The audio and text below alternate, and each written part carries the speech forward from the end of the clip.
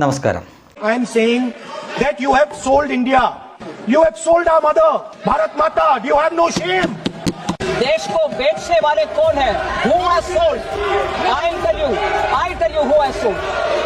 2013 में World Bank, World Trade Organization WTO में जाकर के बाली में कांग्रेस ने एक समझौता करके आए. वो दो ही विषय का, ट्रेड फैसिलिटेशन एक का, दूसरा विषय public stock holding of grains का. Public stock holding of grains के ऊपर भारत के हित में कुछ ना करते हुए ट्रेड फैसिलिटेशन के ऊपर साइन करके आ गए थे. इसका मतलब था 2017 जनवरी से भारत देश में कोई किसान से प्रोक्योरमेंट हो नहीं सकता है और हम रेशन के दुकान से गरीब लोगों को कुछ भी दे नहीं सकते हैं. मतलब रेशन का कोई भी चीज जा नहीं सकते. वर्ल्ड ट्रेड ऑर्गेनाइजेशन का बाली के मीट में जाकर के समझौता करने वाले ये लोग हैं. हमारे किसान से MSP देकर के कोई प्रोक्योरमेंट कर नहीं सकते थे. अगर मोदी जी 2014 में आकर के WTO के ऊपर हार प्रकारा, we fought for it and got peace clause so that we can think of the country also, man. This country 2017 से PDS डिस्ट्रीब्यूशन कर नहीं सकते थे, गरीब को रेशन दे नहीं सकते थे. देश को, गरीब को, किसान को बेचने वाले ये लोग हैं. ये सरेंडर करके आए हैं WTO में जाकर के, पूरे सरेंडर करके आए हैं ये लोग. और भारत देश का हमारे प्रधानमंत्री जी के ऊपर ये आरोप लगा रहे NOP, उनको कोई नैतिक अधिकार बनता नहीं है.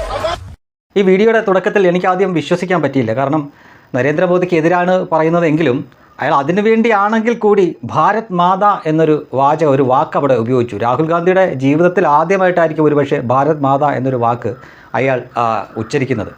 ഇതിനു മുമ്പ് പലതവണ അതിനുള്ള അവസരങ്ങളുണ്ടായിരുന്നു. ഈ പാർട്ടിക്ക് വേണ്ടിയിട്ടും തെരഞ്ഞെടുപ്പിന് വേണ്ടിയിട്ടൊക്കെ പ്രചരണമൊക്കെ നടത്തുമല്ലോ. ആ സമയം പ്രസംഗിച്ച അവസാനം ഭാരത് മാതാ കി ജയ് എന്ന് വിളിക്കാൻ ഒരു ബുദ്ധിമുട്ടുമില്ല, ഒരു പ്രയാസവുമില്ല. അത് ഇന്ത്യയിലുള്ള ഏതൊരു രാഷ്ട്രീയക്കാരനും വിളിക്കാം. അതല്ലാതെ സംഖ്യകൾക്ക് മാത്രം കുത്തകയായിട്ടുള്ള കാര്യമൊന്നുമില്ല, ആർക്ക് വേണമെങ്കിലും വിളിക്കാം.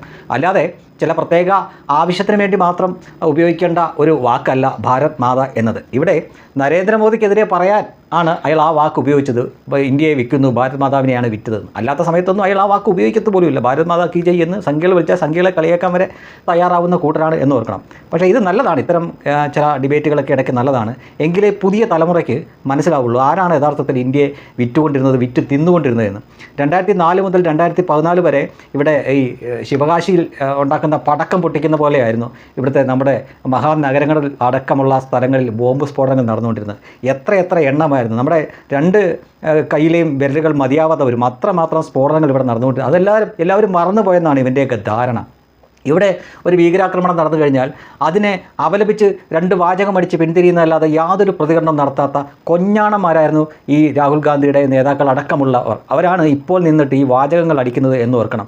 ഇന്നിപ്പോൾ ലോകത്തിന് മുന്നിൽ നിവർന്നു നിൽക്കാൻ പ്രാപ്തമായി കഴിഞ്ഞു നമ്മുടെ രാജ്യം. ഇനിയിപ്പോൾ അതിൻ്റെ ഭരണം കിട്ടിയാലും വീണ്ടും കട്ടുമുടിക്കാം എന്നുള്ള ആ ആഗ്രഹം കൊണ്ടാണ് രാഹുൽ ഗാന്ധിയെ പോലുള്ളവർ. പക്ഷേ ഒരു വ്യത്യാസമുണ്ട് കേട്ടോ. നേരത്തെ പ്രതിപക്ഷ നേതാവ് അല്ലെങ്കിൽ എതിർ രാഷ്ട്രീയ പാർട്ടിക്കാരൻ എന്നുള്ള തരത്തിൽ ആ ഒരു ബഹുമാനത്തോടെ കണ്ടുകൊണ്ടിരുന്ന ആളുകൾ വരെ എനിക്ക് വ്യക്തിപരമായിട്ടുള്ള അനുഭവത്തിലൂടെ ഞാൻ മനസ്സിലാക്കിയതാണ്. ഇയാളെ ഇപ്പോൾ ഇയാളുടെ പേര് കാണുന്നതോ ഇയാളുടെ ഫോട്ടോ കാണുന്നതോ ഒക്കെ ആളുകൾക്ക് വെറുപ്പ് മാത്രമല്ല അറപ്പും തോന്നി തുടങ്ങിയിരിക്കുന്നു. കാരണം അവർ ഒരുപാട് അനുഭവത്തിൽ നിന്നാണ് അവർക്കത് ആ ഒരു നിലപാടിലേക്ക് അവർ വന്നത്.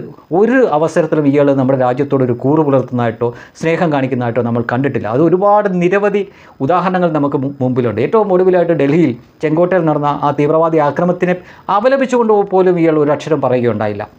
നമ്മുടെ രാജ്യത്തിനെ ശത്രു രാജ്യങ്ങൾ അവരുടെ ഭീകരവാദികളെ ഉപയോഗിച്ചുകൊണ്ട് ആക്രമിക്കാൻ ശ്രമിക്കുമ്പോൾ നമ്മൾ അതിനെ തിരിച്ചടിച്ചാൽ അതിനെ പോലും സപ്പോർട്ട് ചെയ്യില്ല, അതിനെ പോലും ഇകഴ്ത്താനാണ് ഇയാൾ ശ്രമിക്കുന്നത്.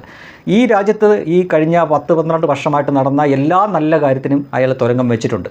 അയാൾ പരമാവധി ഈ രാജ്യത്തിനെ പിന്നോട്ടടിക്കാൻ വേണ്ടി മാത്രമുള്ള കാര്യങ്ങൾ ഒരിക്കൽ പോലും ഞാൻ വളരെ ലളിതമായിട്ട്, നിങ്ങൾ ഇതുവരെ ചിന്തിച്ച് കാണത്തില്ല, നിങ്ങൾ രാഹുൽ ഗാന്ധി ചിരിക്കുന്നത് എന്നാണ് കണ്ടത് എന്നൊന്ന് ആലോചിച്ച് നോക്കുക. ഒരു 12 വർഷത്തിന് മുമ്പായിരിക്കും ഇയാൾ അവസാനമായിട്ട് ചിരിച്ചത്. പിന്നീട് ഇയാൾ ഇന്ന് വരെ ചിരിച്ചിട്ടില്ല. ഇയാൾ ചിരിച്ചൊരു മുഖം നിങ്ങൾ കണ്ടിട്ടുണ്ടോ? കാണാൻ ഒരു സാധ്യതയുമില്ല. അത്രയും ക്രൂക്കഡായിട്ടുള്ള ഒരു വ്യക്തിയാണ്. പലരും പറയുന്നത് കേട്ടിട്ടുണ്ട് അയാൾ രാഷ്ട്രീയത്തിൽ വലിയ പരിചയമില്ലാത്ത ആളാണ്, ഒരുപക്ഷെ രാഷ്ട്രീയം അയാളുടെ പരാജയമായിരിക്കും, പക്ഷേ അയാൾ നല്ല വ്യക്തിയാണ്, നല്ല കുടുംബത്തിൽ ജീവിച്ച് ഒന്നുമല്ല. പക്ക ഫ്രോഡാണ് ഈ രാഹുൽ ഗാന്ധി എന്ന വ്യക്തി. പക്ക ക്രൂക്കഡാണ്, ഫ്രോഡാണ് എന്ന കാര്യത്തിൽ ഒരു സംശയം വേണ്ട. അയാളെ വളരെ സൂക്ഷ്മമായിട്ട് വിശകലനം ചെയ്താൽ നമുക്കത് മനസ്സിലാവും. അയാൾ വെറും പപ്പുമൊന്നുമല്ല, അയാൾ വെറും മണ്ടനൊന്നുമല്ല. അയാൾ വളരെ ആസൂത്രിതമായിട്ട് ഈ രാജ്യത്തെ തുലയ്ക്കാൻ വേണ്ടി തന്നെ കച്ച കെട്ടി ഇറങ്ങിയിരിക്കുന്ന വലിയ ഒരു ഫ്രോഡാണ് എന്ന് മനസ്സിലാക്കാൻ പറ്റും. ഞാൻ ഒരിക്കൽ കൂടെ നിങ്ങളുടെ ആ ശ്രദ്ധ ക്ഷണിക്കുകയാണ്. രാഹുൽ ഗാന്ധി എന്ന ഈ വ്യക്തി ചിരിച്ച് നിങ്ങൾ എപ്പോഴെങ്കിലും കണ്ടിട്ടുണ്ടോ? ഒരു 12 വർഷത്തിന് മുമ്പ് ചിരിച്ച് കാണും. എപ്പോഴാണ് ചിരിച്ചെന്ന് ചോദിച്ചു കഴിഞ്ഞാൽ, പാർലമെൻറ്റിൽ ഒരു നിയമം പാസ്സാക്കിയിരുന്നു മൻമോഹൻ സിംഗ് പ്രധാനമന്ത്രി. പാർലമെൻറ്റിൽ ഇയാൾ MP കൂടിയാണ്, അംഗം കൂടിയാണ്. അയാൾ അതിനകത്ത് പ്രതിഷേധിക്കാതെ പുറത്തിറങ്ങി വന്നിട്ട് പത്രക്കാരുടെ മുന്നിൽ ആ ബില്ല് കീറി എറിയുന്ന ഒരു രംഗമുണ്ട്. അന്ന് അയാളൊരു തൊലിഞ്ഞ ചിരി ചിരിച്ചിരുന്നു. അതായിരുന്നു ഞങ്ങൾ ലാസ്റ്റ് ചിരിച്ച ചിരി. അതിനുശേഷം അയാൾ സ്വാഭാവികമായിട്ടും വിചാരിച്ചു അയാൾക്ക് ഈ പരമ്പരാഗതമായി കിട്ടുന്ന പോലെ ഇന്ത്യയുടെ പ്രധാനമന്ത്രി പദവി അയാളുടെ വെള്ളിത്തിളയിൽ ജനങ്ങൾ കൊണ്ടെത്തിക്കും എന്നാണ്. ഇപ്പോൾ അയാൾ ചിന്തിച്ചുകൊണ്ടിരിക്കുന്നത്, നിങ്ങൾക്ക് തിരഞ്ഞെടുപ്പൊന്നും കൂടാതെ തന്നെ എന്നെ പ്രധാനമന്ത്രിയാക്കിക്കൂടെ എന്നാണ് അയാൾ ഉള്ളിൽ ചിന്തിച്ചുകൊണ്ടിരിക്കുന്നത്. അതിനുവേണ്ടി അയാളുടെ രീതിയിൽ യാതൊരു പ്രവൃത്തിയും അയാൾ ചെയ്യുന്നില്ല. ഈ ഭാരത് ജോഡോ യാത്ര എന്നൊക്കെ പറഞ്ഞ് കുറേ പ്രഹസനം നടത്തുക, അത് അയാളുടെ ആരോഗ്യം വർദ്ധിപ്പിക്കാൻ മാത്രമേ ഉപകരിക്കത്തുള്ളൂ. അല്ലാതെ ഈ രാജ്യത്തിന് യാതൊരു ഗുണവും ഉണ്ടാക്കത്തില്ല. രാജ്യത്തിന് ഏതെങ്കിലും നിർണായക ഘട്ടം വരുമ്പോഴൊന്നും ഇയാൾ ഇന്ത്യയിൽ കാണില്ല. ശ്രദ്ധിച്ചു നോക്കൂ, ഇയാൾ ഇന്ത്യയിൽ കാണില്ല. പിന്നെ ഇയാൾ ഒരു വിദേശയാത്ര നടത്തി തിരിച്ചു വരുന്ന സമയത്തായിരിക്കും അയാൾ ഇവിടെ എന്തെങ്കിലും പുതിയ കോലാഹലം കൊണ്ടുവരുന്നത്. അങ്ങനെ ഈ രാജ്യത്തിന് ഒരു ഗുണവുമില്ലാത്ത ഒരു നാഷണൽ വേസ്റ്റാണ് രാഹുൽ ഗാന്ധി എന്ന കാര്യത്തിൽ ഇനി ആർക്കും ഒരു തർക്കവും വേണ്ട. അയാൾ അത് തന്നെയാണ്.